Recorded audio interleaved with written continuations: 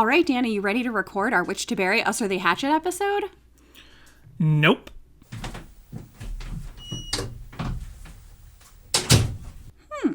That's how that feels. No, I don't hate you, don't wanna fight you. I will always love you, but right now I just don't like you. No, I don't hate you, don't wanna fight you. I will always love you, but right now I just don't like you. 'Cause you took this too far.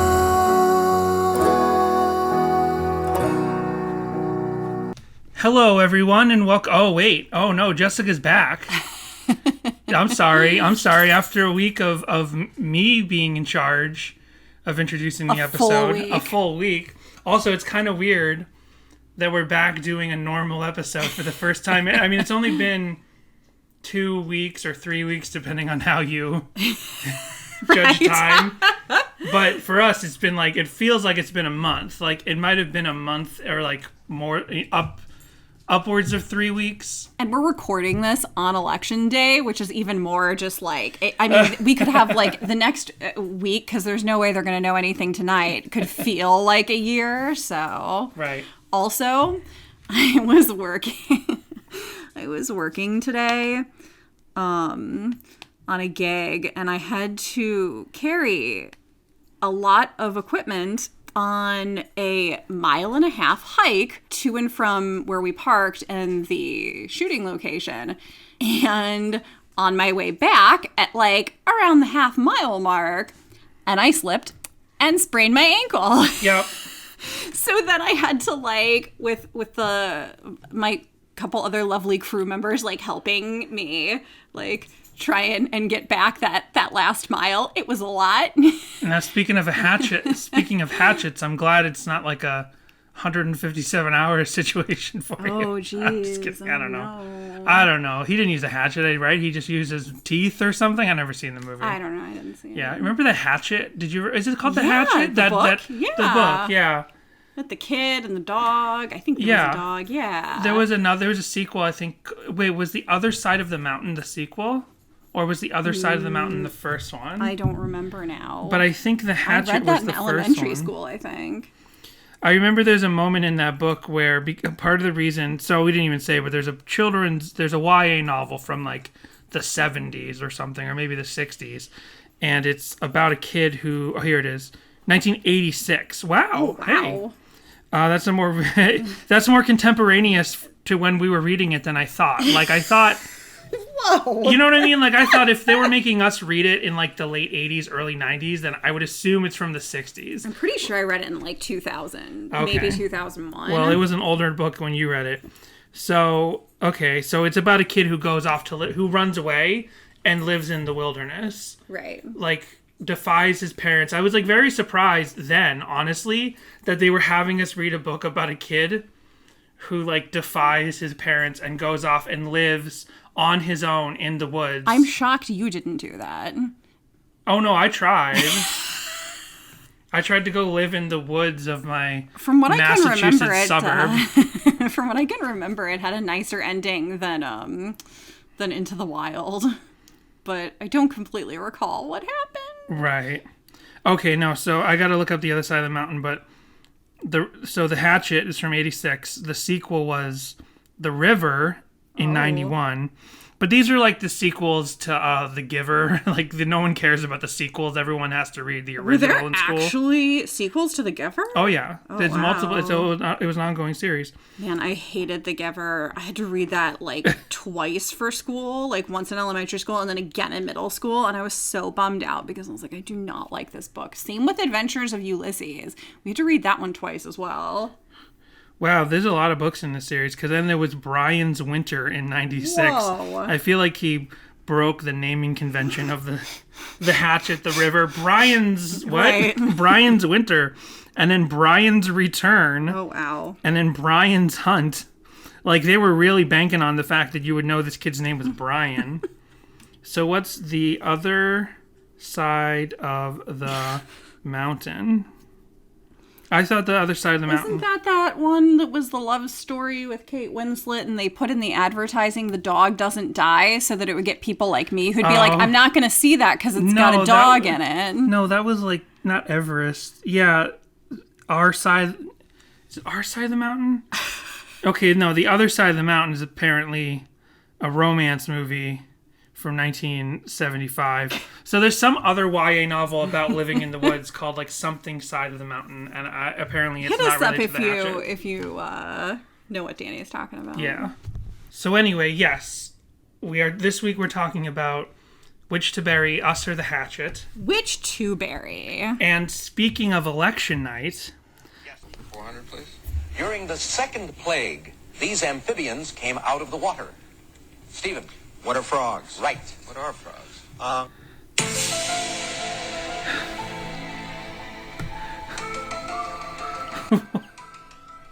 Which to bury? which to bury, us or the frogs? Jessica loves that meme video. I don't know.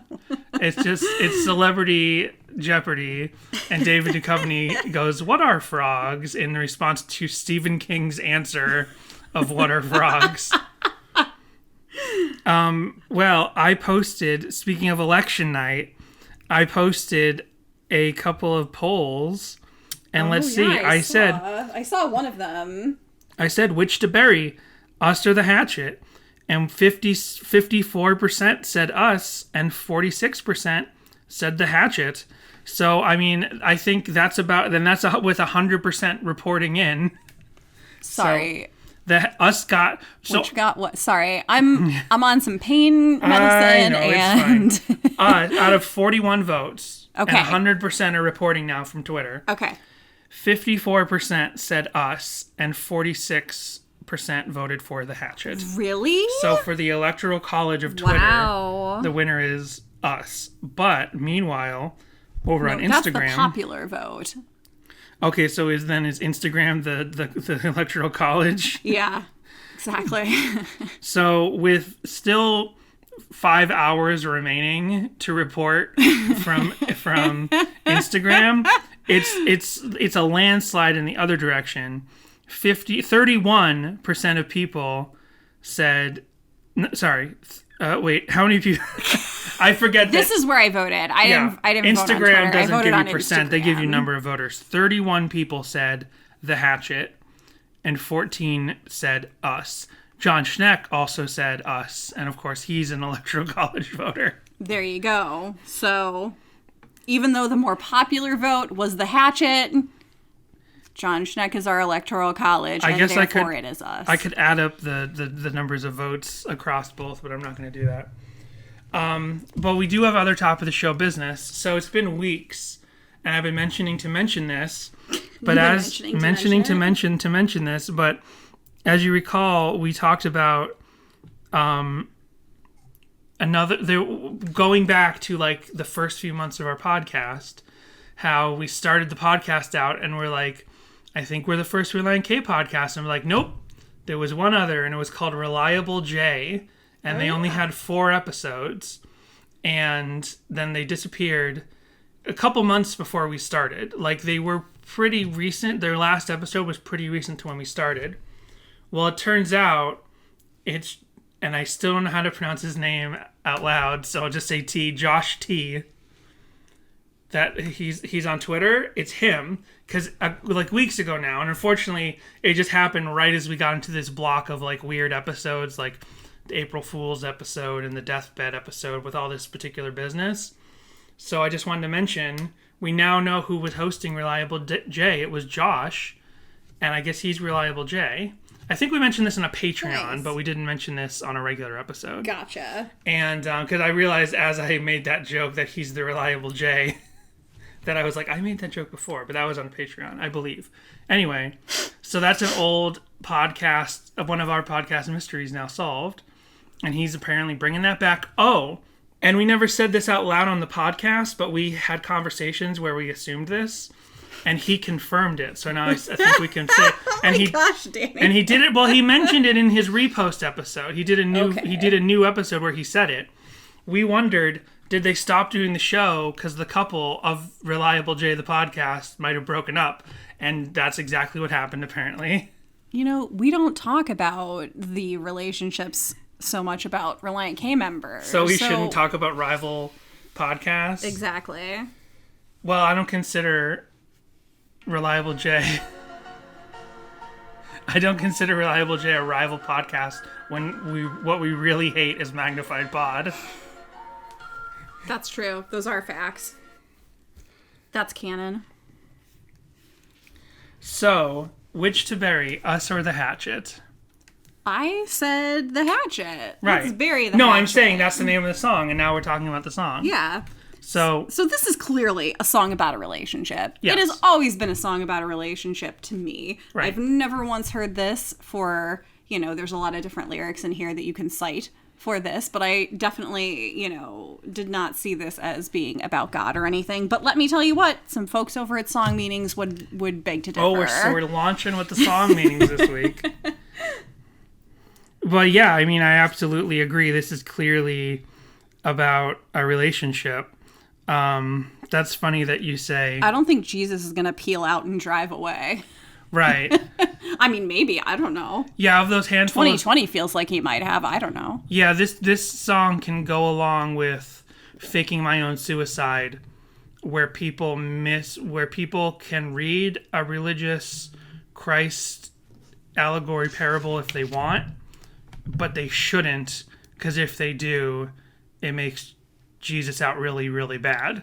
Because Faking My Own Suicide is like, if you try to make that the resurrection, as some people have, and they thought they were innocently doing that, they're actually like ruining the whole point of salvation and Calvary and all that. But yeah, this song is about people like hating each other. Christ would never say, I still love you, but right now I just don't like you. You know what I mean?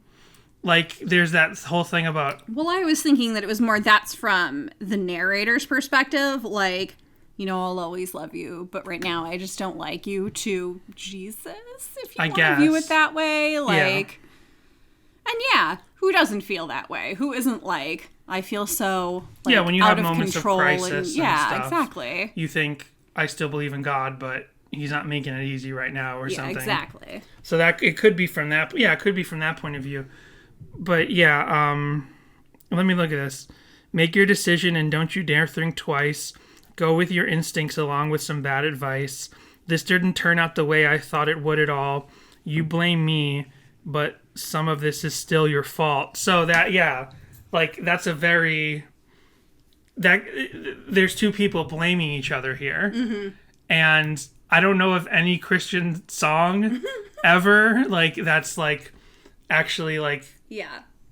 There's absolutely works of art and fiction and songs like blaming God for things or struggling with faith. There's lots of stuff of that in Jewish stuff that I've read, like movies and comics that I've read that are very like, that are about like Orthodox Jewish ways of thinking. There's there's like making contracts with God and like all that kind of stuff. So that would be more in like an Orthodox Jewish thing, but to be like born again Christian thing and be like, you and God are both at fault. Right. No one would ever write a song like that in a Christian bookstore. Right. So no, this song is absolutely about a relationship. I never really understood the title. Because you bury that, what are you going to bury, us or... Oh, no, now I get it. Yeah. He's saying, are we going to bury our relationship or are we going to bury the hatchet and move on from this? Got it. I literally never gave it any thought until now, and I Clever. instantly I could have just spent that tiny molecule of mental energy to put it together, and it instantly happened. Okay, interesting. So I don't love this song. Oh, That's my big. So now what are you gonna do? Bury a hatchet in my head because people love this song. I love this song. I know you do. And a lot of people do. And the thing is, I don't dislike it. It's just one of those songs that's like right down the middle for me, like above 50%. It's in the top 50% for me. Mm-hmm. But it's not like a song that I really think of all the time. And when people have suggested we do this song, and we're doing this song this week because of our guest, they picked the song. But we have a guest today. But I just never think of this song. I never consider it. I never think of it. It's just one of those songs that when it comes on, I'm like, oh yeah, This song, cool. Right. But I never like dig into it. Now, Danny, you always refer for some reason to Five Score as Relient K's thrash metal album, but this is the big screamo number. Yeah. Yeah. Well, I'm not sure if it counts as. I don't need to be a dick about it. Yeah. Technically, it's not screamo. Actually, yeah. But this is like a hardcore. This does have like. It feels like it has the structure of like a hardcore metalcore song, like a hardcore or a metalcore song, and like with a completely different production with completely different guitar tones. Like this song could easily shift into an actual like hardcore or metalcore song. Aside from the fact that there's the screaming in the back, like there's breakdowns in this song. There's actual breakdowns in this, and like there's actual breakdowns, like the breakdown in Breakdown. Yes. Like the way too many breakdowns in Breakdown. Because our main takeaway from Breakdown was that song was 1 minute too long. This song's not 1 minute too long. This is a long song. Yeah. But it's got like sections and movements, which also makes me think of a lot of hardcore bands. Because some hardcore bands will have like, not like deathbed length, like things. Right. What am I trying to say?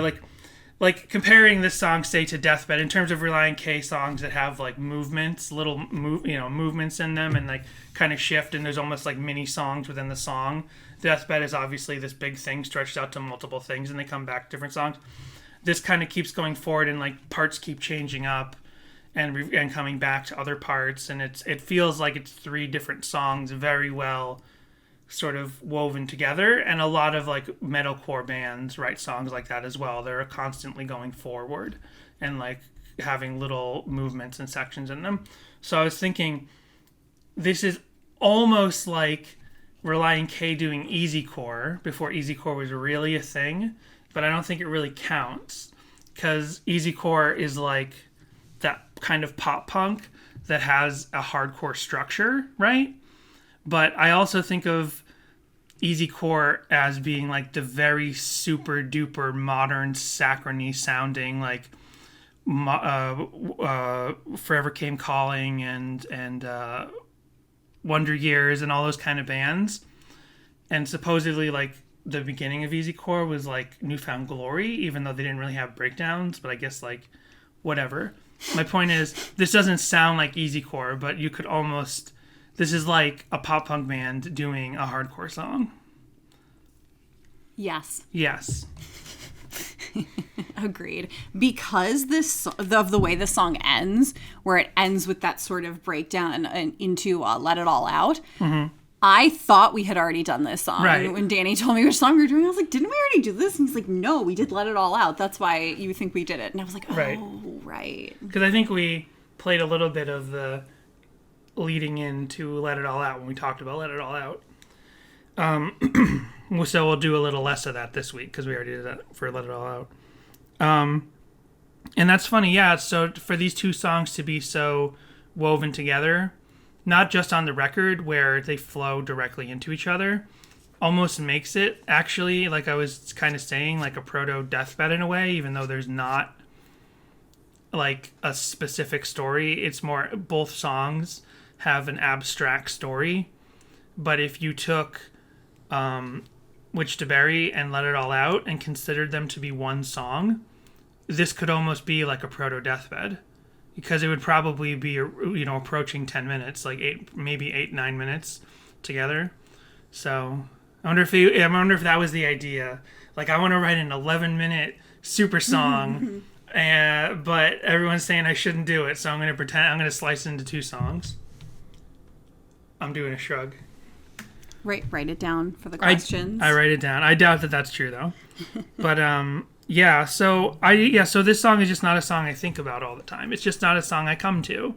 And when it's on, I'm like, yeah, sure, but it's just not a song I think of. I do love the message because it's basically like, we were touching on this, but it seems it's a relationship song. It's basically like an inverted Bad Friend Thiessen song.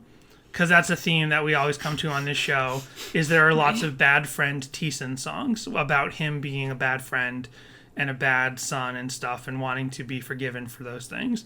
But this one's kind of like an invert of that, because in this one, you've got two people basically like blaming each other and upset at each other. And they're like, are we going to work through this? So, having said that, and it's funny that you said this is a prime example for those kind of Relient K fans that try to make every song about God, even though it's not. Now I have to be the other kind of Relient K fan that I don't like, the one that has to make every song about Thiesen's most famous ex. But I feel like the timing, as far as this being on whereas any songs that we know for sure that Thiessen has confirmed are about Catherine are on and 5 Score. This is another song on that album, and it sounds like a relationship and two people basically like struggling and being angry at each other and blaming each other for something and not coming back together, which sounds to me like this song could very easily go into Come Right Out and Say It. You know what I mean? Like if you put this song and went directly into Come Right Out and Say It, you basically have a little narrative there. Two people mad at each other, and he's like, what are we going to bury? You going to bury us or the hatchet? And then Come Right Out and Say It, the person says, we're going to bury us. And then, sorry. Yeah. You had something, Yeah. No, I'm agreeing with you. Because it's like everybody can feel that way in a relationship. Even in like, you know, the most ideal sort of relationship, you still have fights, you still have, you know, little disagreements and everything, and it's like, you know, I'll always love you, but right now I just don't like you because you took this too far. Like, right. Too far. Yeah, that happens all the time. Like today when I was like pushing you on the trail and I was like, come on, hurry up. And you sprained your ankle. I wasn't even there. I'm kidding. One thing, and so, yeah, if you took this, like I said, if you took this song and Come Right Out and Say It, and maybe you could take a couple other songs, you'd almost have a proto Forget Not Slow Down. Right. Right? Because you could almost, whereas Forget Not Slow Down is a whole album that is like a narrative of him struggling with the ending of a relationship, you could almost do that out of this album and 5 Score if you pick certain songs. Now, having said that, there's one lyric in here that reminds me of Forget Not Slow Down specifically. The lyric in Hatchet is where he says, what does he say? Hold on. I lost it. Okay. Make your decisions. Okay. When verse 2, he says, make your decision and don't you dare think twice. Go with your instincts along with some bad advice. Right? So that to me, I interpret that off the bat as he and the person in a relationship that he's sort of fighting with is getting advice from people about how to deal with it. And he's saying whatever advice you're getting from those people over there, he doesn't say they're friends, but whatever advice you're getting from people over there, that's bad advice, you know? Just go with your gut or, like, think of me. Especially since he's like, the point of this song is, like, if you say goodbye, I don't want you regretting it, right? Like, that's so specifically a theme that they come back to on Forget Not Slow Down, the album, all the time. It's like, hey, don't leave me, you're going to regret it. Right. But the lyric so I've lost track of what I was saying. But he says, go with your instincts along with some bad advice. It specifically reminds me of the lyrics from Over It, where he says, you made up your mind and you finally decided, but those that helped you choose haven't the slightest clue of the magnitude of what you're about to lose. That's like the exact same sentiment, basically, if I'm interpreting the lyric from Hatchet correctly, to say that it's like you're getting advice from other people about our relationship and whatever they're saying is bad advice. Yeah, for sure. Right. This has such like a pop punk theme to it, in that, like, you say goodbye and I just don't want you regretting that. Like, yeah, put it on the girl. It is a bit girl's aggro. Fault. Yeah. It is a bit aggro to be like, a little bit. if you leave me, you'll regret it. Yeah. Yeah. I mean, still, in comparison, Relient K, when they hit on these themes, are a lot softer than, say, a Blink-182 or a Brand New, where it's like the girl's fault and the girl... Well, Relient K is still kind of acting like the girl owes him something here, but it's not... it's not coming off as... At least it's not as sexual. Right. Whereas with a lot of other pop punk bands, right. It's like you walk around wearing those outfits and you know what you do to me and it's your fault, girl. Except they wouldn't say girl. Right. But yeah, I was thinking that's kind of, in both sentiments, it's if he doesn't want to lose the person in the relationship, so he's kind of giving, not an ultimatum, but saying like, you're going to regret this, please don't do this, or whatever, to both whoever this song's about and whoever, which we might specifically know from Forget Not Slow Down. And it does go into, at the end, he says, what happened to us? I heard that it's me we should blame. So, he is taking partial credit for their issues. Yeah. That's why this is like a bad friend Thiessen with an asterisk type of song. Right. Because he does have Matt Thiessen does have a lot of finger pointing at himself songs when it comes to hurting relationships and making the wrong choices and stuff. But there are these handful of songs where it's like, something's up with our relationship and I'm angry too, which people can happen. Like, people should be willing to accept blame and ask for forgiveness. But then those same people who want to, like, you apologize a lot and you're like, when are people going to apologize to me? Right. Like, sometimes that can be reasonable and sometimes it's unreasonable, but it's always hard to tell. But it's a thing that everyone, I think, experiences, except psychopaths. Because sociopaths just want everyone to apologize to them all the time. Anyway. So you have deep dive? I do, but before we get into that, let's take a break. That's right. If you enjoy Sadie Hawkins Pod, please rate and review us on Apple Podcasts. And you can interact with the show. Call our voicemail line, 402-95-SADIE, and we'll play it on a future show. You can send an email to sadiehawkinspod@gmail.com and visit our Instagram and Twitter, which are both at sadiehawkinspod. We also have merch up at our TeePublic store, where you can get a shirt, a mug, stickers, and more. Just in time for Halloween, or for after Halloween, depending on when you're listening to this, is our Little Sheep Boy shirt design, based on the cover of the original Creepy EP. We also want to thank our patrons over at patreon.com/sadiehawkinspod. There's Brady, David, Tucker, This Might Be a Podcast, Owen, Jimmy Eat Pod, Roxanne, Samantha, Helen, and Michael.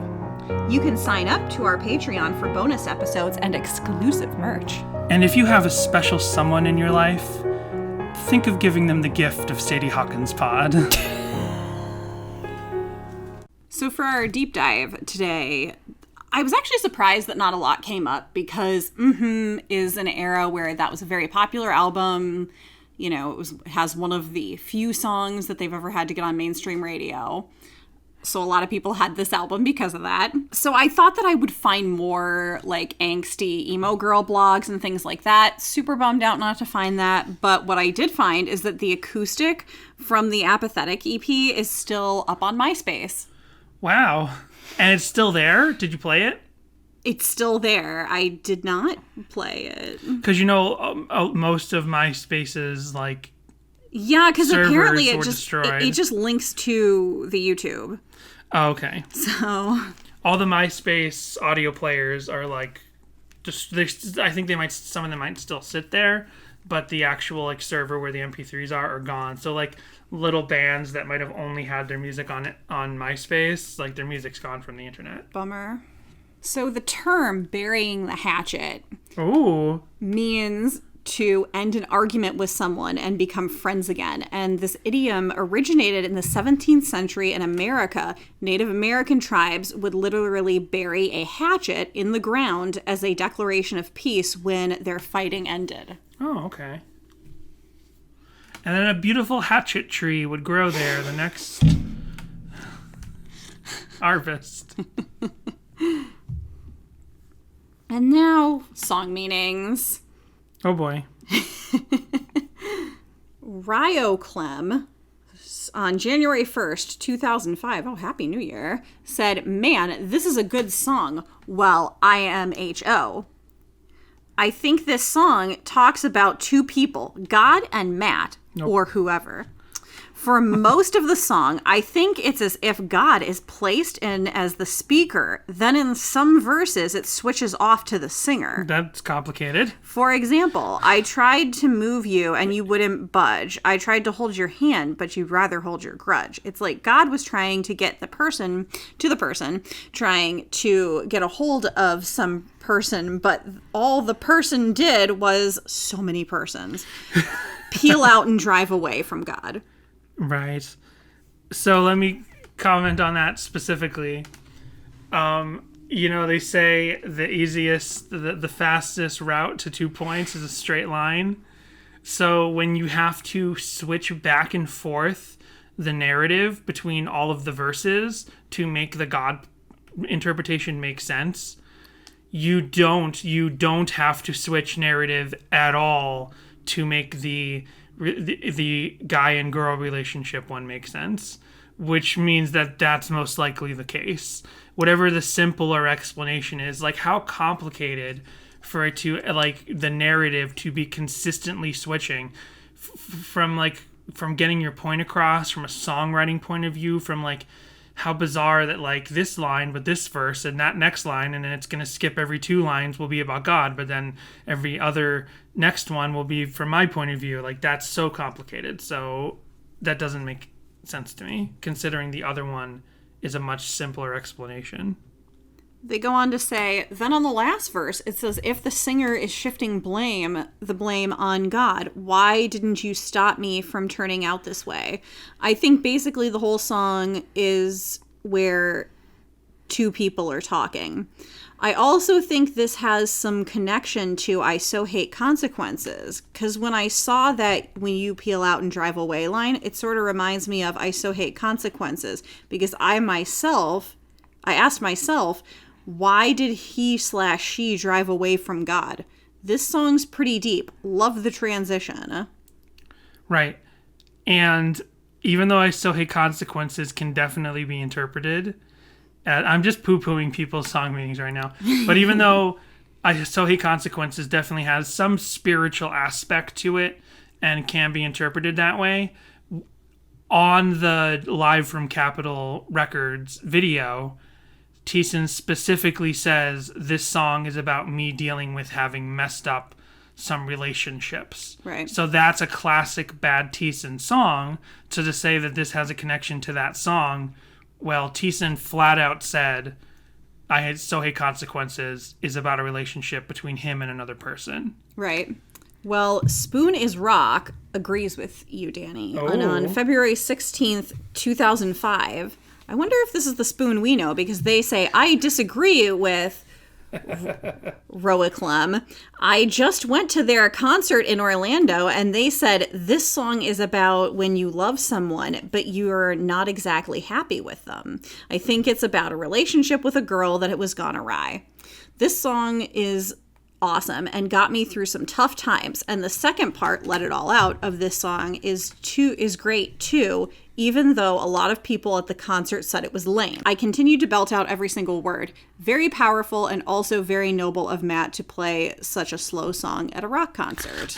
So noble. M'lady.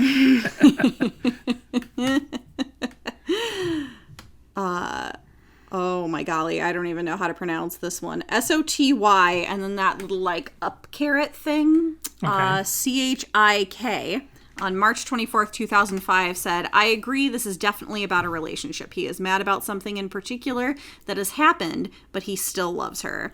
Very easy to relate to. Agreed. Yeah, I know. So easy to relate to, especially when like you have a co-host that like is like, I don't want to do this song this week, and just disappears and leaves you, and then you have to like get a bunch of Oh my people. gosh, there are 7 pages of song meanings. Let's do them all. Questions. Let's go. Oh, wow. Sorry, we got to bounce our guests this week. Wow. Okay. Well, I think we've been over enough. You Yeah, get we it. get it. Yeah. They're not going to say anything that we didn't say or that Roichlem didn't say. So. Right. Good old Raya Clem, always helping us out. Thank you so much. So, we didn't even talk about the acoustic version. But there is right. the acoustic version. Yeah. I almost don't feel like we need to play it because my point of view on the acoustic version this is like, maybe not definitely for Relient K, but maybe for almost any band, this is like this weird situation where it's like a 1-for-1 electric to acoustic like switch for me. Like when I listen to the acoustic version of this song and I listen to the regular studio electric version, they feel so similar. You know what I mean? Like there's not like a lot of having to, doesn't, I mean, technically speaking, there might be a lot of change ups and stuff, but like the tone and aside from the fact that it's on acoustic guitar, like the structure of the song is exactly the same. And some of that aggression is even there on the acoustic version. There's a slightly different emotional tinge on being acoustic where it's a little bit more bittersweet, but like it's not like they had to, like when they did it was one of the Capitol songs I can't think of now. Was it So Hate Consequences? No, what song they do part of Taxes first and then they launch into it? Oh, right. I was actually going to say that I felt that this does that the acoustic version does a detriment to the regular rock version of the song, because I felt like you did lose too much of that emotion. Oh my god, it's I So Hate Consequences. I just talked about I just talked about the Live at Capitol. So whereas with I So Hate Consequences, where they felt like they needed to, I'm going to come back to what you just said, but with I So Hate Consequences, they do that acoustic, and they feel like they really got to kind of change it up a little and open it with part of I So Hate part of Death and Taxes in order to sell it as an acoustic song. In my personal opinion, not in yours, they just took what feels like the exact structure, like didn't have to rework anything structure wise, and we're just able to make it an acoustic song. And for an acoustic song, I think it's very aggressive. But yeah, I get what you're saying. Like it's not as like raucous and stuff. It does change the emotional, like it has to.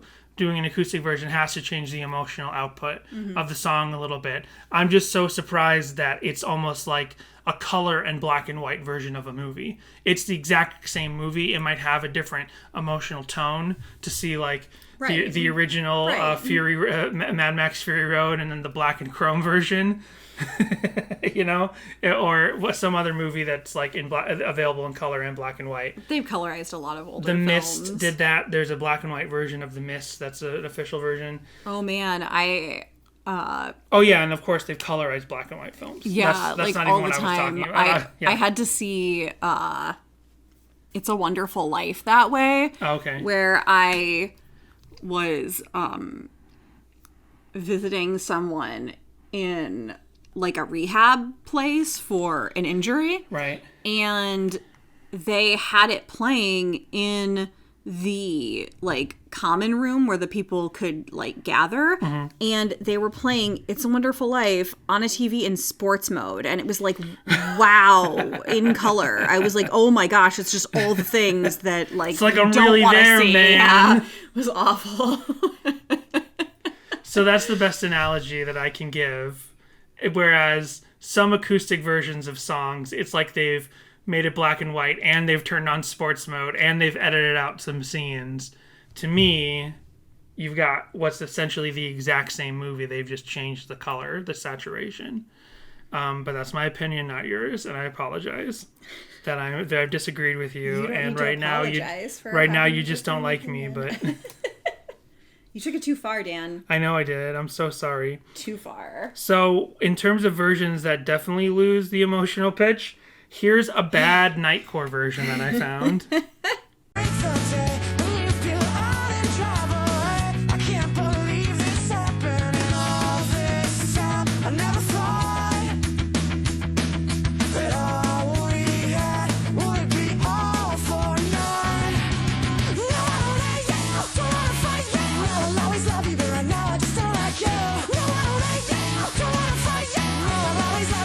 So there's a weird gating or something, and there's this strange, like, wobbling distortion that makes it sound like he's singing with paper towels in his mouth. And it's just the original track. See, so this is why I think nightcore is not as easy as people think it is. I find bad nightcore tracks all the time. There is an actual like art to it. You have to use the right kind of program to speed the track up. You have to make sure that you don't you have to make sure you don't leave your phone vibrating on the table. Anyway, who cares? That's usually your MO. Well, maybe, Jessica, you might remember Relient K playing this at the Hard Rock in Orlando show that you were at. I do. Which is famously on YouTube. So sing it with him. Did you sing it with him that night? Sure I did. I find it so upsetting that the memories that you select, you keep the bad, but the good you just forget. Even though I'm angry, I can still say I know my heart will break the day when you peel out and drive away. I can't believe it's happening all this time. I never thought that all we had would be all for naught.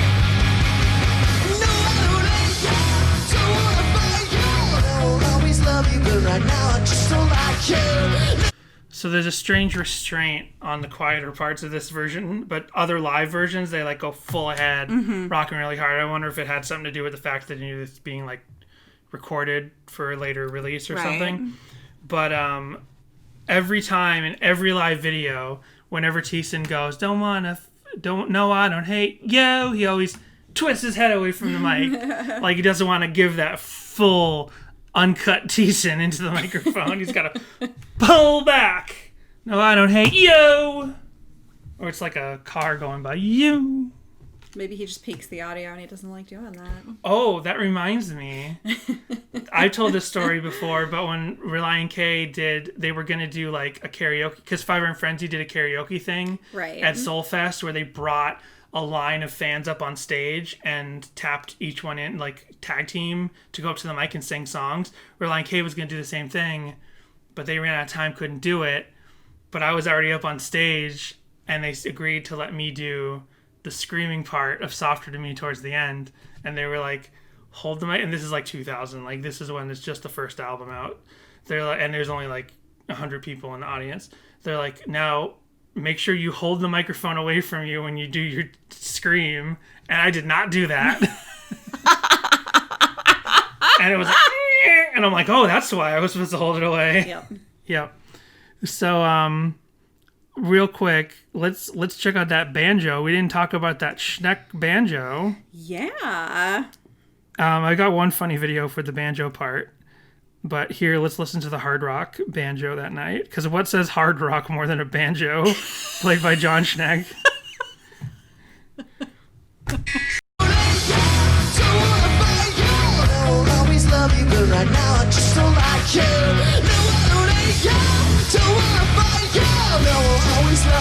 Right now I just don't like you, 'cause you took this too far.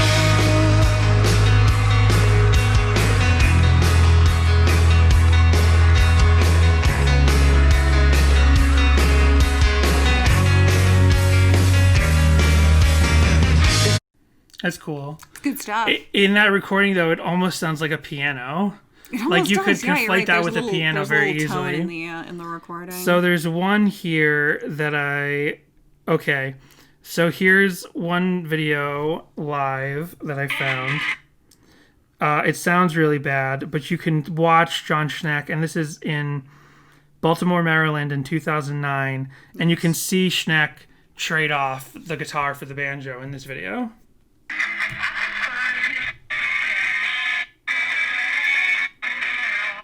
I'm fast forwarding because it sounds like crap, so I'm not going to actually cut this in on post. Here we go.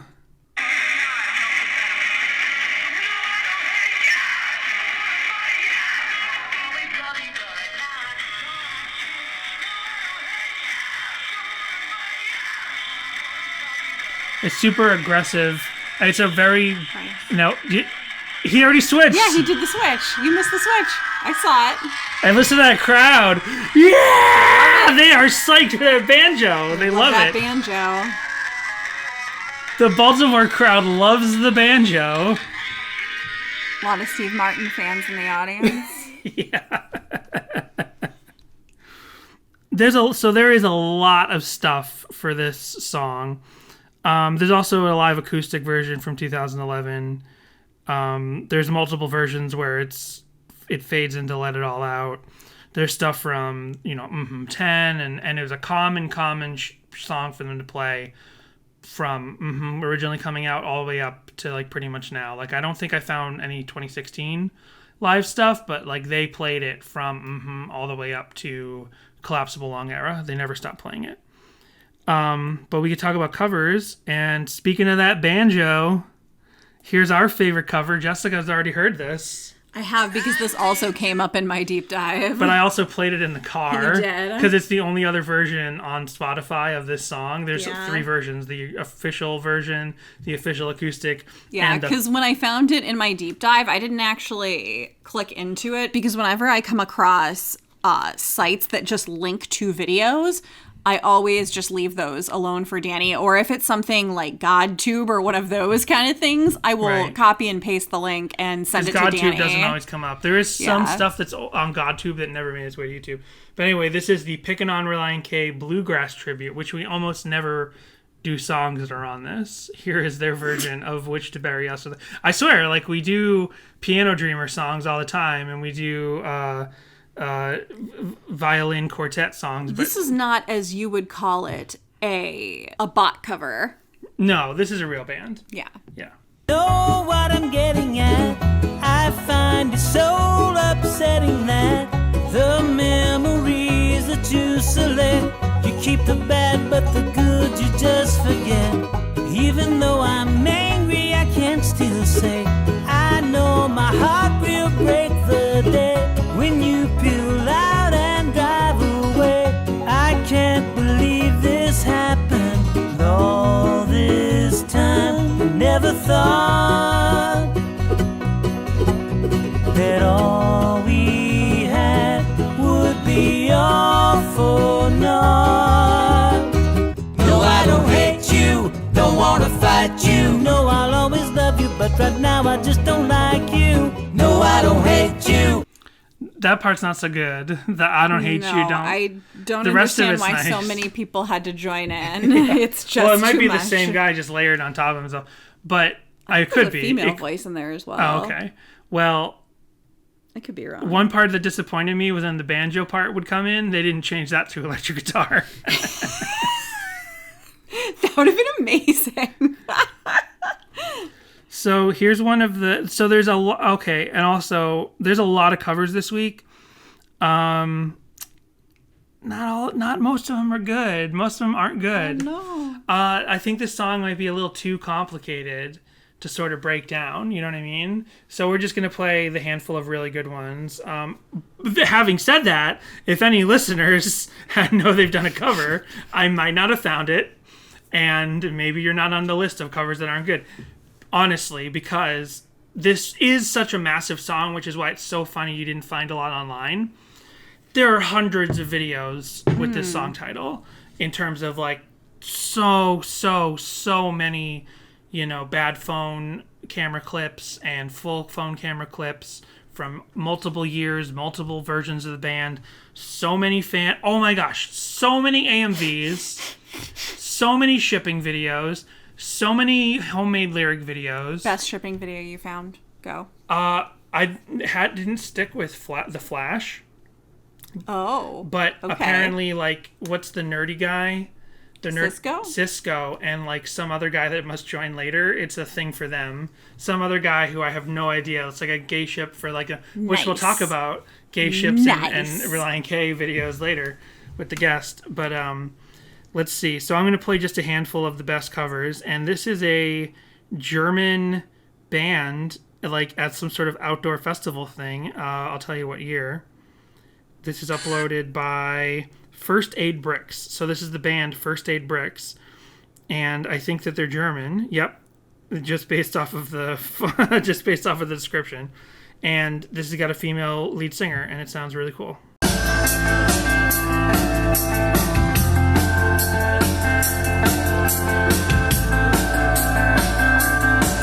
Eu já tô te ensinando como ele hoje.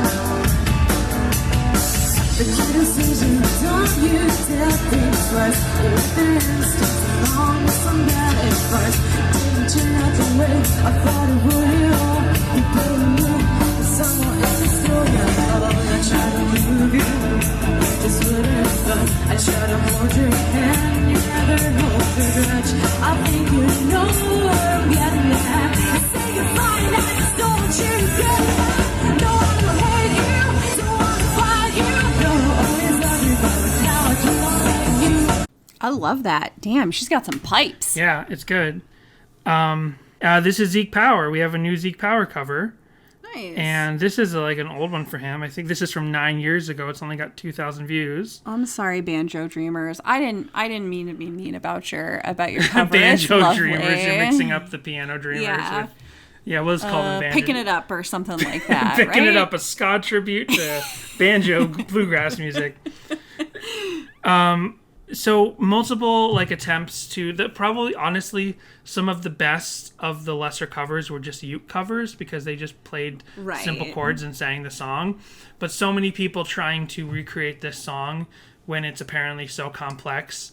There was some Forget Not Slow Down song that we noticed was a lot like that. Maybe it was Candlelight. Maybe it was Candlelight or something. I think it was Candlelight. Yeah, Candlelight apparently like the key changes or whatever in that song were really hard for people to translate. Mm-hmm. So Candlelight covers sounded really bad. Like people weren't translating it correctly to their tabs and their chords and stuff. Well, you probably have a similar problem with this song.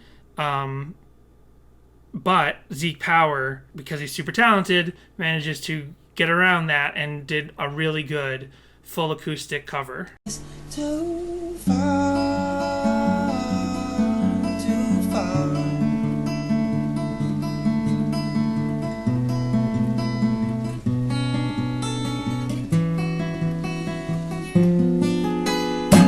Make your decision, don't you dare think twice. Go with your instincts along with some bad advice. This didn't turn out the way you thought it would at all.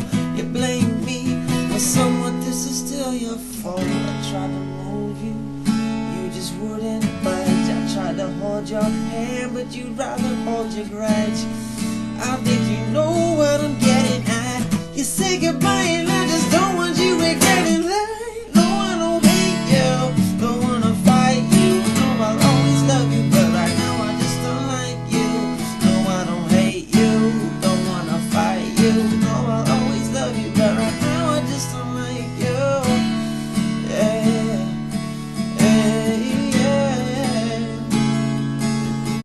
Man, you love Zeke Power. You That don't was like- lovely, by the way. Okay. No. It was lovely. It's just funny. It's like you love Zeke Power like I love a soulful lady voice or whatever it is that I always say that I like. I like Zeke Power because with the exception of like one Christmas song we listened to, which he kind of just did it slow and boring. Right.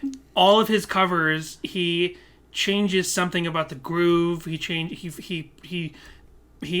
like just plays it to his style perfectly, which is the opposite problem with most of these covers, which was the problem with most of these other covers.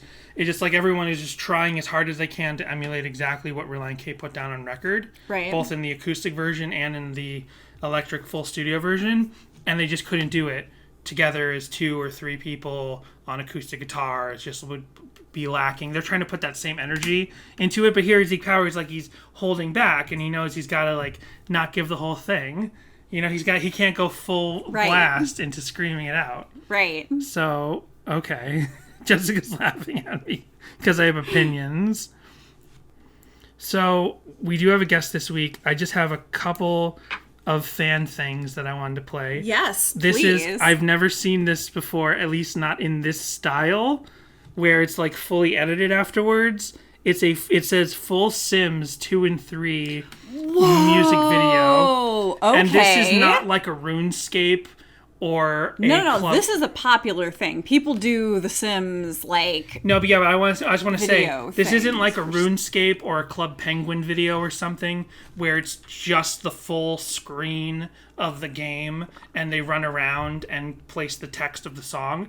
This is like a full machinima edited thing with like camera zoom ins and text across the screen, like fully edited. This is like Red versus Blue, that Halo TV show. This was like a really popular thing for people to do, like for a couple this is only years from 5 years ago. Yeah. So here you go.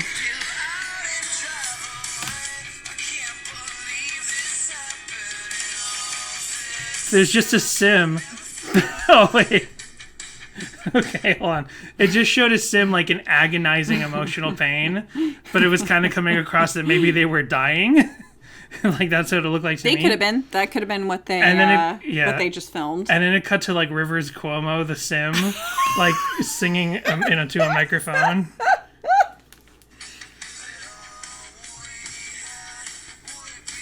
And there's like a they added like a film camera stutter. There's these weird stiff movements, like there's the uncanny valley is so deep in this video because the way they're moving around, it's nightmarish. It is really nightmarish. Like if this was shot with live action people, it would make sense, but it's like, wow. And now they're kissing and hugging, but now they're crossing their hands again. So it's just two Sims loving each other, then hating each other, then loving each other. I've never actually watched any of these, but I guess they must just record their screen or record whatever video they're doing, because there's a video like record function in the game. So I wonder if they just captured their footage of them. It must be.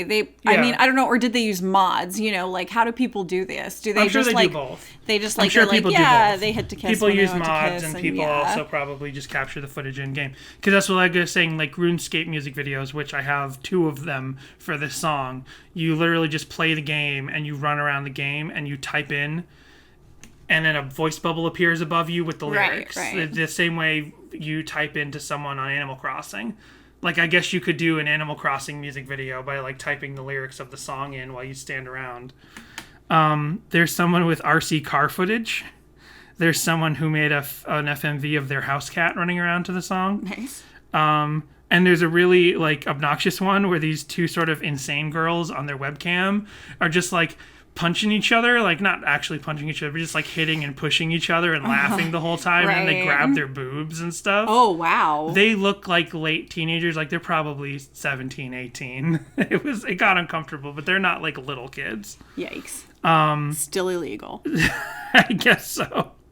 But then I want to play, and there's 2 ALS videos. There's a ton of people love this song. They've made a lot of derivative videos about it. But I am going to, before we get to our guest, I'm going to end it with this one. What the fuck am I looking at? 2 flash animated. It's like a furry thing. Like they're not anthropomorphic. Oh, is that what it is? But they're cats. They're flash animated cats. They didn't have abs though, so I couldn't tell. But they're not anthropomorphized. They're not humanized, but they have like a human emotion in their faces as they walk around this flash animated jungle being mad at each other. And we're not quite there yet. But I guess these are 2 like this. I don't know if this is part of an actual fandom or if this is someone's original story that they're animating. I mean, it's still got a very like anime thing. And now one of the cats has like and Bramblecove something. Hawkfrost and Bramble-Claw AMV. Just a mini AMV for Bramble and Hawk. Oh, here we go.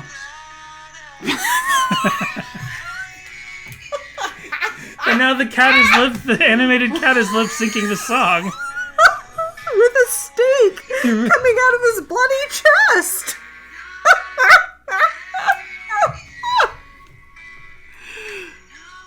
Oh no, the other one's mouthing the words too. It's why? The choice.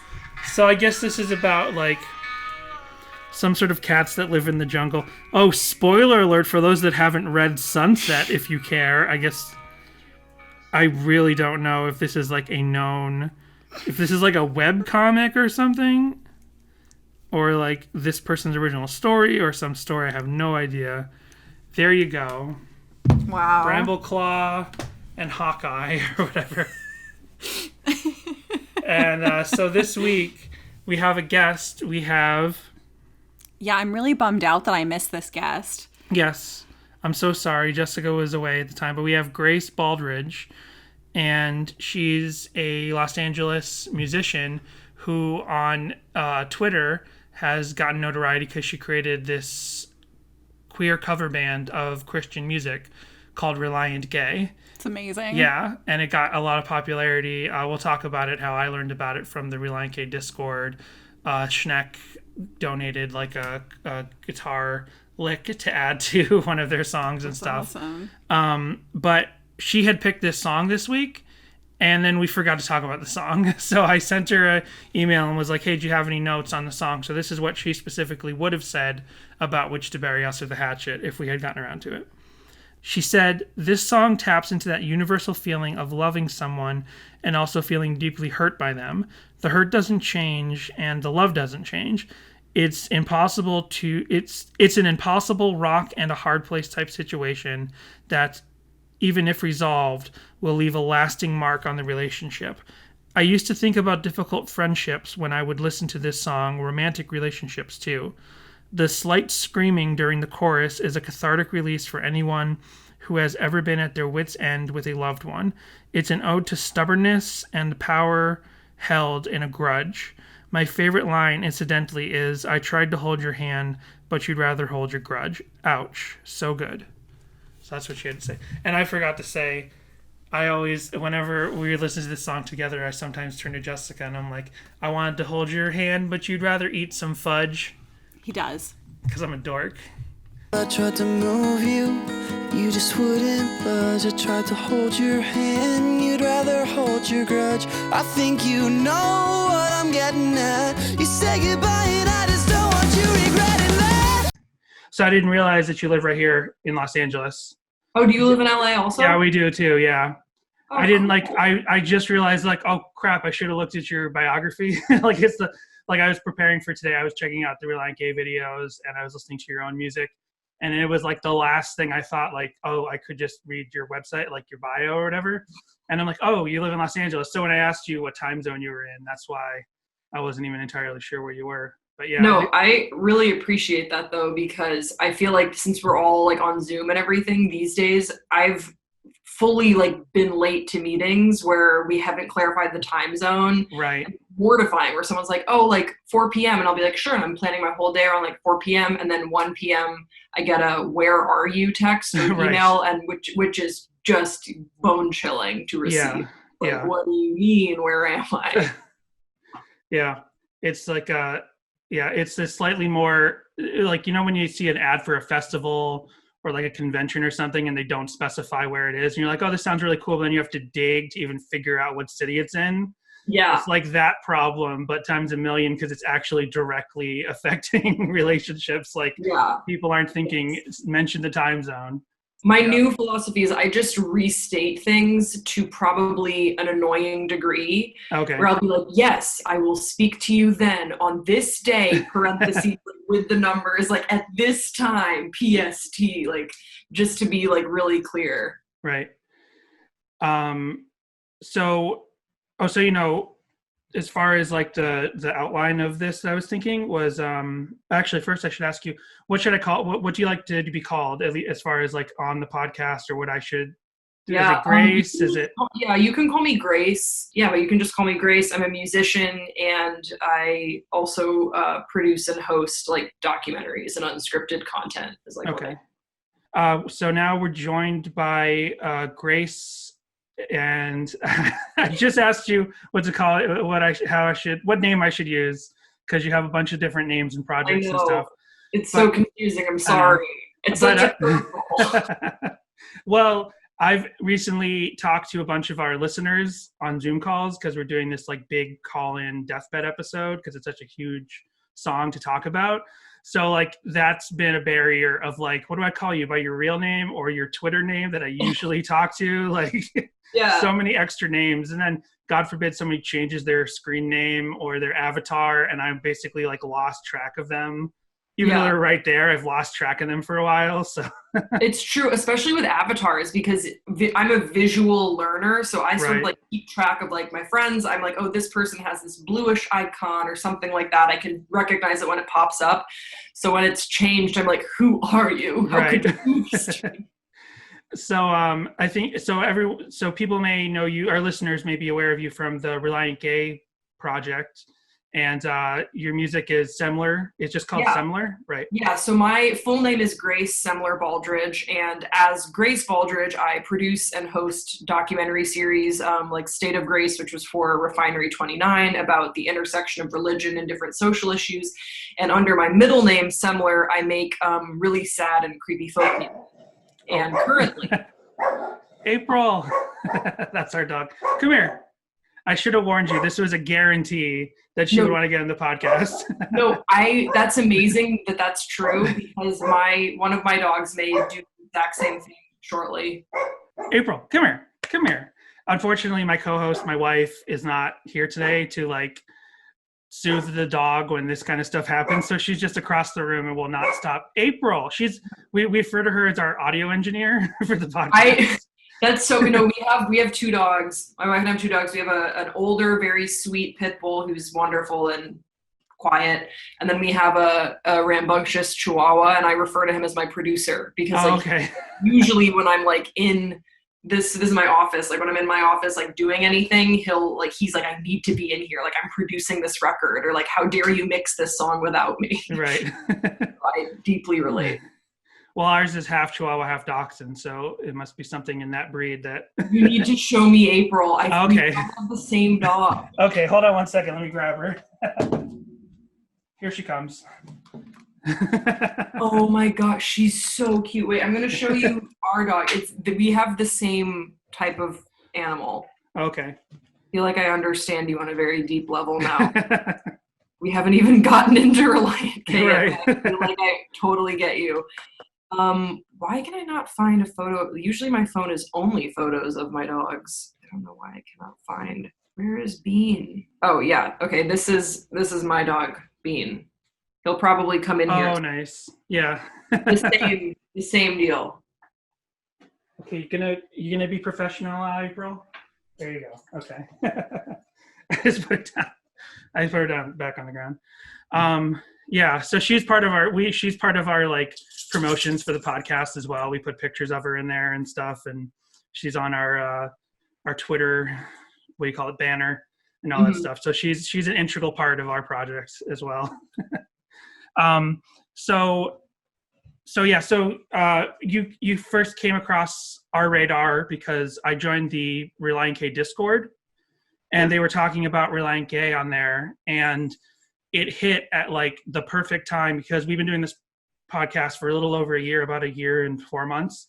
And from like early on when we started, because we're raised Christian, my wife and I, we were not part of like, looking back now, we were not part of any kind of evangelical churches. Like I had more, I kind of fell in with some evangelical type churches like in my high school years, but it was really like in the last, with social media and everything and connecting with people in the last like say 5 or 6 years, that I was like, oh, that's what evangelical culture is like, or even like just the zeitgeist right now politically, like actually understanding what kind of churches other people dealt with. Like my wife and I had very much more like laid back churches and their viewpoints on like homosexuality or persecuting people of certain, like not believing in human rights and that kind of stuff. Like our churches growing up didn't touch on that subject. I mean, you can assume what they thought back then, but they just didn't touch on it, just at least not with us kids. So when we started this, and that's where we came from going into this project of talking about every Relient K song. And when we started, we had no idea what kind of audience we would be getting, right? So we were like, well, we're not going to hide our political views. We're not going to try to cater to anyone.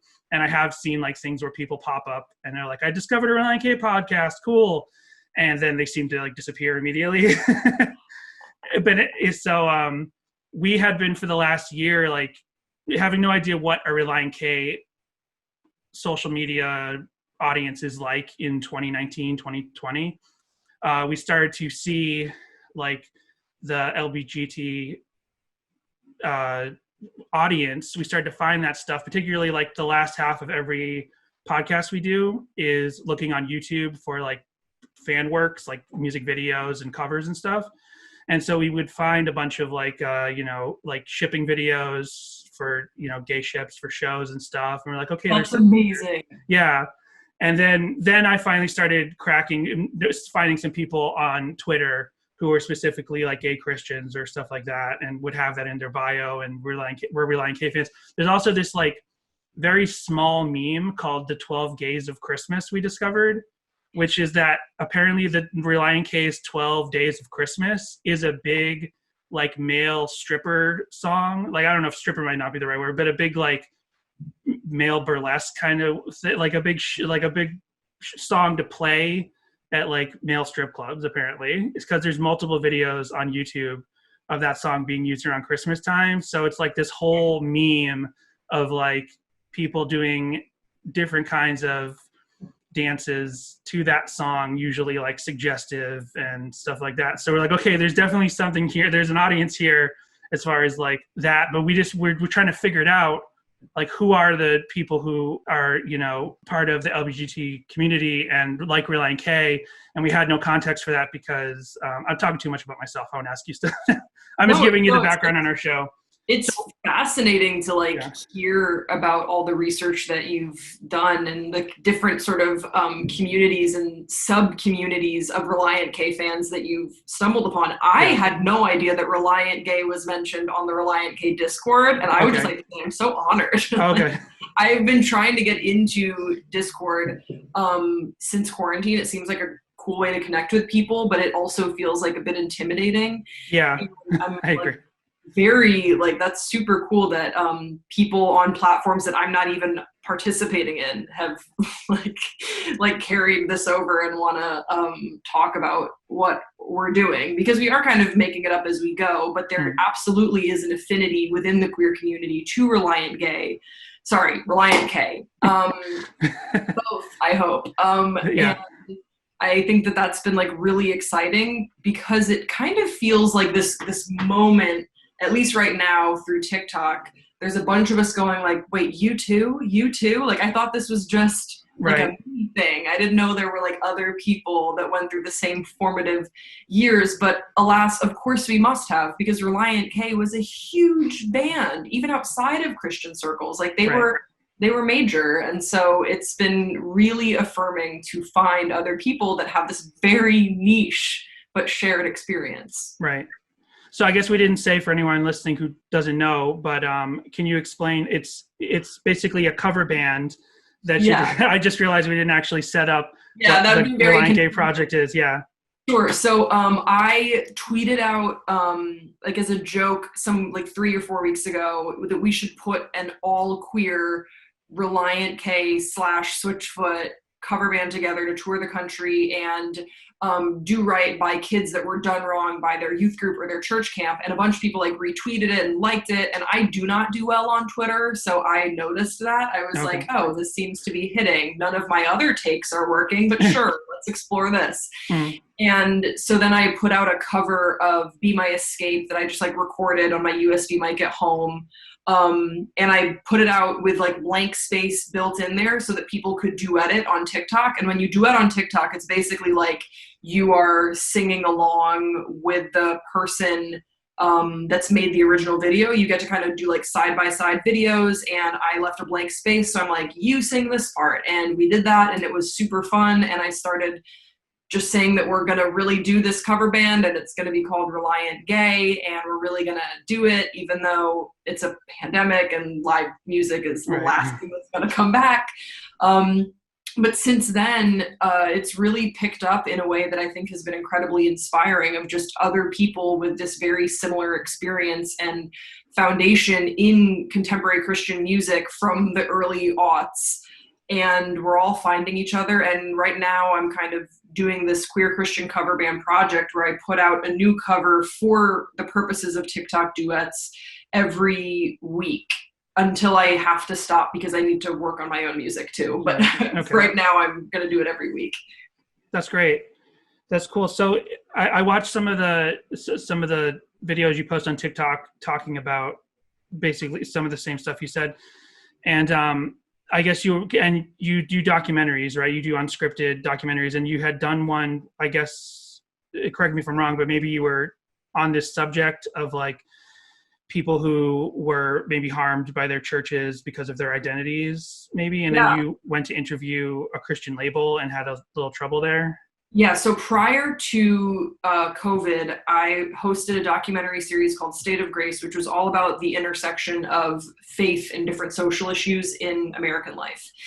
And our last episode before quarantine was about the Christian music industry. And I was just curious about like, who are the gatekeepers to this industry? We know that whenever there's an exchange of money, that compromises are going to be made. So in an industry where the foundation is faith, what do those compromises look like? I think that the Christian music industry for a long time has sort of positioned themselves as beyond any sort of reproach or criticism, because they're like, no, we're Jesus people, we're the good guys. Mm-hmm. And that veneer has never been authentic to me, because I know from my own personal experience and also from the many people that we interviewed and all the research that we did in leading up to that episode, that indeed there is a great deal of gatekeeping. And there's certain theology within the Christian music industry that works, and there's certain theologies that do not. Mm. And there's certain perspectives that they want to platform, and there are others that they just want to absolutely, ignore, to put it lightly, or oppress, to be more harsh. Right. So that was our final episode. So I guess that Christian music and all this music that sort of raised me as a kid was front of mind when we started going into quarantine. And I don't know about you, but when quarantine hit, I started like reverting back into like the comfort of nostalgia. Uh-huh. So I was kind of thinking about all these old bands, old TV shows, anything I found comforting in a confusing time. Right. And I think that that's why a lot of people have been doing this as well. And like, oh my gosh, Relient K, like, I haven't thought about them in so long, because I kind of thought that they hated me because they're associated with a lot of harmful teachings of, I would say, mainstream Christianity, or at least like Christianity that like buys the most airtime, let's say. Right. Yeah. From doing this podcast, we've kind of connected with a lot of other podcasts that, or I've listened, whether we've become friends with them or I've just listened to other podcasts that are on a similar subject of, Christian rock. And what I basically have found is that the like this piety of that the labels present that you were kind of talking about, for the most part, doesn't exist for most of the artists. Like most of the artists were like felt hindered by what was put upon them, right? Like I do a lot of it's a pretty obvious one that I think a lot of people can understand, but I do a lot of MXPX like social media stuff in my spare time. Cool. And April loves MXPX. I know. Known MXPX fan, April. Yeah. So I mean, everyone can kind of like know that like MXPX was kind of one of the first big bands to be like, we're not a Christian band, or like just kind of like gently skirt that and not really want to talk about it and stuff like that.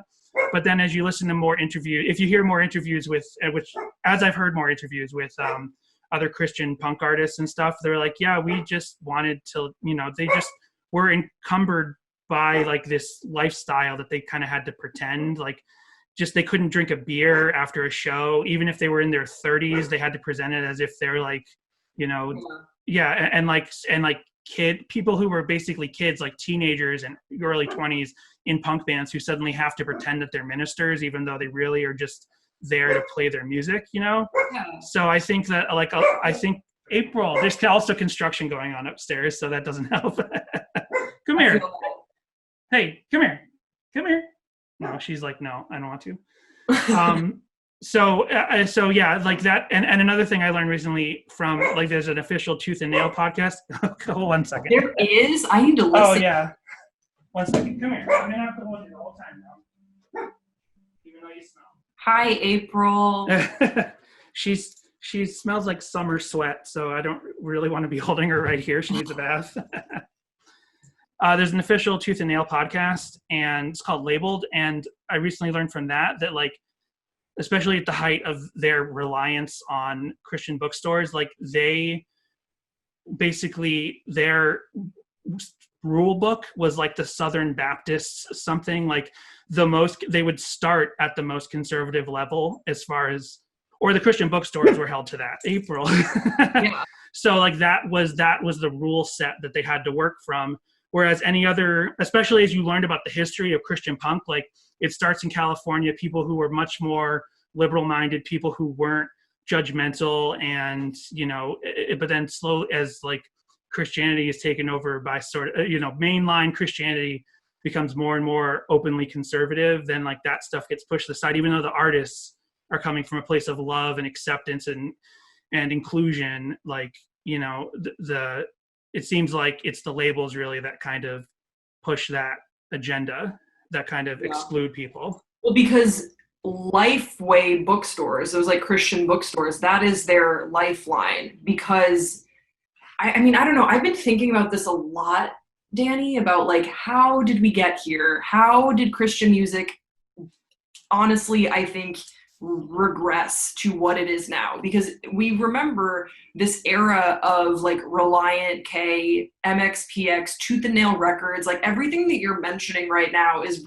bringing back such very like vivid and colorful memories of music that I was allowed to listen to because it was Christian music, but it was still so creative, and it felt like it was still like challenging me and talking about things that were real, and there was an authenticity to it. And now when you listen to Christian music, it feels like just such a farce. Like, I don't know if you watched the full episode of the State of Grace episode where we went to do Christian music and look into that, but we set ourselves a challenge, myself with another former Christian artist, of writing a worship song in 10 minutes. I'm not saying it was an amazing song, but we did it in 9 minutes. Like, you can water metaphors, you can write this repetitive music that's really not saying anything, that is not inspiring anything. And it's because I think that as Christian music became more openly conservative, it started sort of shutting out their audience of people who were like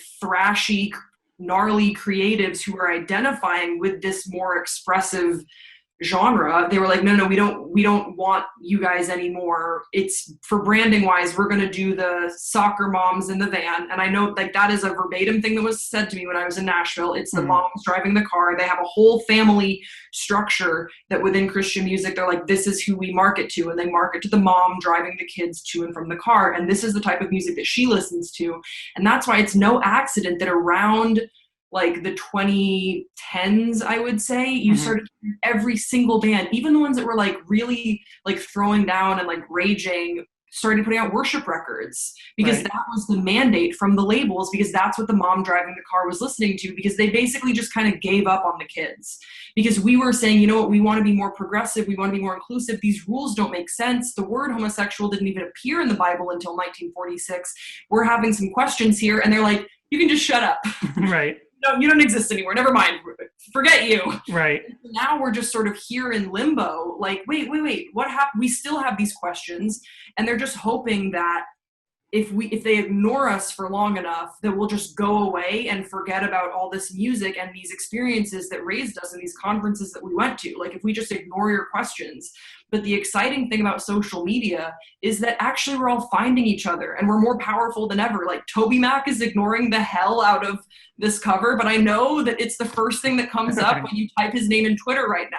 So you can ignore us all you want, but you should be able to say gay rights and not be worried about like losing your sponsorship. It's just human rights. Right. Damn. Yeah, absolutely. That's like I said, like when we started doing this project, I was like, who's our particular audience? And we might get a listener right away and then lose them right away. But, you know, I wouldn't ever want to sell short of the things that I actually believe and think. And maybe I wonder if it was easier in the 90s for these, because I don't know, I actually lost that train of thought. But basically I was thinking like, there's this Christian punk that like, say like Five Iron Frenzy, who kind of would brush on the idea of homophobia. And unfortunately, when you go back and look at those songs, it's still baked in the idea of homosexuality is sin, but we shouldn't judge people for sin. But it's, even though that's wrong, by, you know, it was wrong then and it's wrong now, but it to even think that there's a song that even says that in a Christian bookstore. Yeah. You know what I mean? Like and basically was it like, you know, I mean, I know because I had a high school teacher who was a Christian, who was like a Christian heavy metal guy when he was in the 70s and 80s. And he was used to the idea that like mainline Christianity of the 70s and 80s hated the fact that they were doing heavy metal because they thought like the music itself was inherently evil, you know, as opposed to the message. Like the messages couldn't have possibly been more Christian. So then slowly like Christian metalcore and punk and all this stuff gets kind of accepted in this corner of mainline Christian music industry and stuff. But then maybe the ideas start to get too radical and they start to push it back out and they're like, no, we're done with this. And those bands kind of go off and either they want to stay in the mainstream Christian thing, so they basically match that, or they leave, like they're slowly just like not signed by those labels anymore. And then those bands either have records that like fully denounce things like actively, like whether the members become atheist or something, or they're still Christian and they have more liberal ideas. They have songs that attack that, or like a band like MXPX who like, if you dig in deep enough, like you can figure out what they believe, but they don't advertise what they do or don't believe anymore. But they clearly like, they just like, what we believe isn't really your business. So we just go forward playing our own music and making our own money and finding our own audience who like understands us, and we don't need like the Christian industry for that kind of stuff. So it's interesting how it's all gotten to this point of where I'm sure a lot of people, when they think nostalgically like you did at the beginning of quarantine, of thinking like getting nostalgic for like, you know, Cornerstone and those festivals and those, oh my gosh, Cornerstone. Thinking about all that stuff, and it's like, where is that now? And then you look into it and you're like, oh, there's no Christian punk scene anymore. Oh, it's all gone. But it's there. It's just like they've been scattered to the wind, and now they're like, we're all kind of slowly finding each other again. Yeah, well, I think it's because major Christian labels and support and sponsors have just decided to not support them. I mean, Right. I think that's really what it is like they sort of made their bed with like their base of I would say within the demographics that we're speaking about, it's mostly like white women above the age of like 35 to 40, and that's who they're like focusing on and targeting with their music. And there's entire demographics that are just going entirely ignored. And I think they just need to, as an industry, the Christian music industry should just be honest that they're like, this is ideologically where we are, and we are a monolith, and you toe the line or you don't participate. Because I think what's like confusing, and I remember sitting down with an executive at a major Christian label and introducing myself as, I am still a Christian.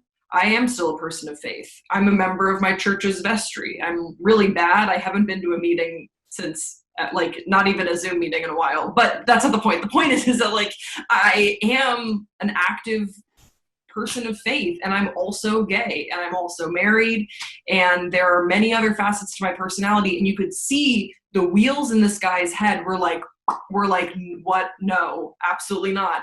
And I think that they've just sort of decided to not acknowledge and put on horse blinders to people that are interested, or that were interested, or that went through this music. And I think it's absolutely their loss. Mm-hmm. And I'm excited that we are kind of picking up the slack, because if they're going to dishonor our own humanity by just cutting us off and shutting us out, then like, cool, maybe we don't even need you. It would be nice to be included. Mm-hmm. And I would like that, you know, I'd like to be in this together. I'd like to recognize that people within the same faith umbrella can hold very different views, and we should all find common ground. But if you're not interested in that, then just be honest. Mm-hmm. And I think that's like what's frustrating. And yeah, it's like, I don't know. I wonder how this all like shakes out, but I really feel as though what I'm hopeful for, and I think part of creating Queer Christian Cover Band and Relient Gay, is to put pressure on the artists who, many of whom I believe line up with where so many of us are coming from, and are like, no, we want to put on shows where everyone feels included. And we want to put on shows and be honest with, like, we support and affirm who you are, and we're not anti-gay. And if you think that, then, like, oh my gosh, let me set the record straight. And kind of what I'm trying to do with this project is, like, give that opportunity to artists, which many of whom have jumped on, like the few members of Relient K who reached out about the cover and were like, hey, I just want you to know, like, I love this project and I support you. And that is huge for kids like me to hear. Mm-hmm. It's like life-changing, because you grow up to this music and then you stop listening to it because you assume that the members in the band, like, wouldn't like to be around you, which is, like, kind of a weird thing to feel. Like, I never think about that with secular artists. I never think about, like, I wonder if Halsey would be my friend. Like, I don't I don't think about it. But I do with Christian artists, because it's like, I hear, you know, DC Talk is the most recent example, because that was my most recent cover. It's like, I just feel like Kevin Max would be sick. He seems like a really awesome guy. He's interacted. He's been like, we love this project. And then I like wonder, I'm like, Toby, my friend, like, you were so cool growing up. And now I'm just like, I kind of just wonder, why are you so afraid of standing up for queer people? Right. Is it money? It's gotta be. And I understand that everyone has, like, mouths to feed and families to support, but it's definitely, it's just like a weird sort of reflection. Like, when I met the lead singer of Jars of Clay for the documentary project, he was our final interview, I started crying, because he's very affirming and loving and just, like, such a cool guy. And it, like, I didn't realize how much that would mean to me to just hear that, like, no, I support you. I don't want you to feel conflicted when you listen to my music. And I'm hopeful that we can get more moments like that, and that could inspire some pressure for the Christian music industry to just expand and grow their table. That's great. Yeah. I mean, I wish I had more insight into this, and it's so great to hear this all being said, because it doesn't feel like there's a channel, like a way to know about this point of view, because most of my wife and I's friends are gay. Like, that's the majority of our friends, but none of them come from, like, that kind of Christian background. And in everyone I knew growing up in my Christian school and my churches and stuff, I didn't stay connected to them. So if any of them came out and had any kind of struggle, like, unfortunately, I've lost a connection with any of them. But, like, we've always, because, like, most of the people in our life, we love them. We want them to have everything that they deserve in life. We've had a lot of trouble over the last couple of years, like, finding a church. And actually, you live in Los Angeles, so you can help us with this. I just realized, like, we've been to a couple of churches where, like, this church is nice, but where they stand on, like, gay rights and human rights and, like, everything like that. And then sometimes it feels, like, awkward to ask, because it's just like, even though I never, like, there's definitely times in my life where I was more homophobic than I'd ever want to admit, just because I was, like, in that atmosphere. But, like, I'm also kind of fortunate to have had that early church experience where it wasn't pushed on me. And, you know, then I went to public school, and television, like, taught me to love everybody more than some of the churches from my high school years, you know? Yeah. So, so unfortunately, like, I just got disconnected in these last couple of years of finding, like, a church that actually fully loves everyone, that doesn't just say, oh, especially, like, the worst one is, well, is it? I don't know. I guess it's worse, but to be like, oh, you're welcome here, you know, just don't talk about it, or you're welcome here. Oh yeah, that's the worst. Yeah. I have friendships with people who I know are not affirming. Not my best friends, but, like, I know people who don't view my marriage to my wife as, like, okay. They think, I don't know. We don't go into details about it, because we want to remain on kind of good terms. Yeah. And I would rather know where you stand, and then we can sort of navigate that boundary in our relationship together. Mm-hmm. And what so many churches do, especially the quote unquote trendy ones here in LA, where they just say, like, everyone's welcome, like, all are welcome. And then in the fine print, I wouldn't be able to hold a leadership position. I would not be able to be married or baptized in that church community. Mm-hmm. And the list goes on of the second tier of belonging that I would be ascribed because of who I am. They don't advertise that. And I think that is more insidious. I just want, like, I just want people to be clear on where they stand. And I think that we're just meeting this pressure point now within Christian music where it's like, I'm so sick of the answer, like, I love everybody. I'm like, well, that wasn't the question though. Like, no one asked you if you love everybody. It's such a meme at this point. It's like, just say gay rights and just see what happens. Right. And they'll be like, good. They're like, no. they get all flustered. I'm like, just what happens if you say that? That's why, like, I was just about to tweet before we hopped on, and I was like, I always like, I should definitely not tweet when I'm just bored. That's never. I wanted to be like the @TobyMac say gay rights challenge, just because I was thinking about this. But I'm like, no, leave the man alone. He seems very kind. I just wish that he would clarify some of his positions, and then we can move on. Right. Yeah. Well, I feel this is great. I mean, this is great just to hear everything that you're working on and stuff. Is there anything else, like, as far as Relient Gay goes, and like your immediate plans for it, or how people can get involved? Yeah. Yeah. So definitely follow along. I'm at Grace Baldridge on all social media, and I'll be posting about the music and the covers as they come out. And then also please follow along, because we have all intentions of going on a live, like 4 to 5 city tour. Hopefully, I mean, maybe next summer, who knows where we'll be then. And obviously it would only be something that we would embark on safely, but we really do want to reclaim these songs.